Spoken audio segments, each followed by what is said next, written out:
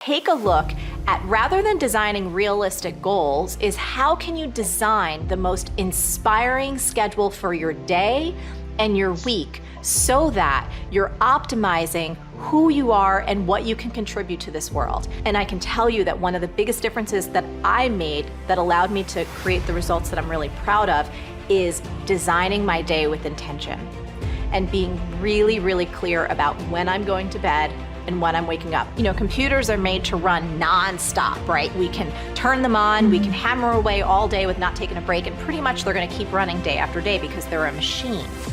But we humans are built differently. And if we don't architect our day in the right way, if we don't build in rest, exercise, hydration, give ourselves free open space, white space, just to dream or to think or to play, we are gonna put ourselves in that position where burnout is a real thing, and then it's gonna put us so far back that it's gonna take 10 times more to even just get back to base zero, nevertheless reaching our biggest dream. I meditate every day. And I do it in the mornings, and I do it for about 10 to 15 minutes. And I think it's important because it sets me up for the rest of the day. You know, it helps me. It's like having an anchor.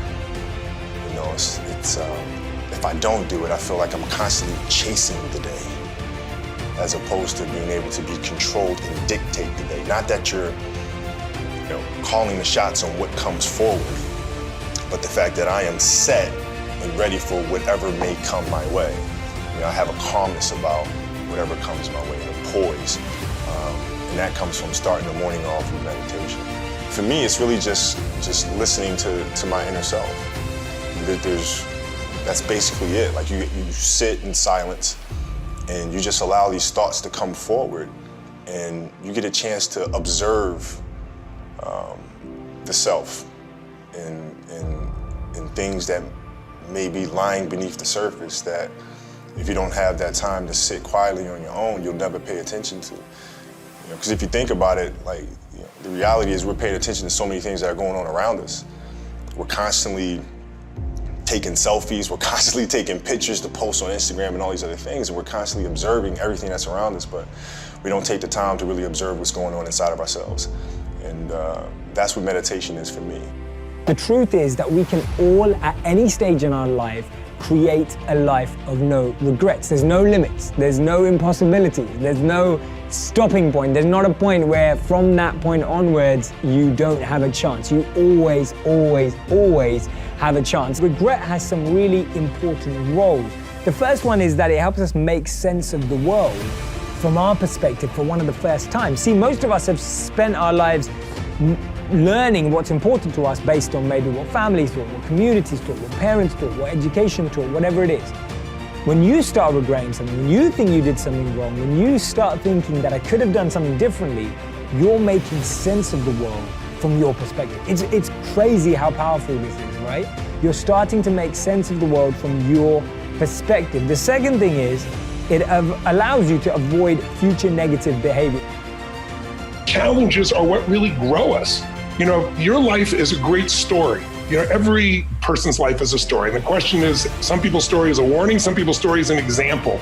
Right now, you're an example that's growing and expanding, and you have a chance to have this be the most incredible life. But it won't be a life without challenge. And the challenges we're facing right now give you an opportunity to grow like very few generations. You know, I'm sure you've heard of the Great Generation, the World War II generation.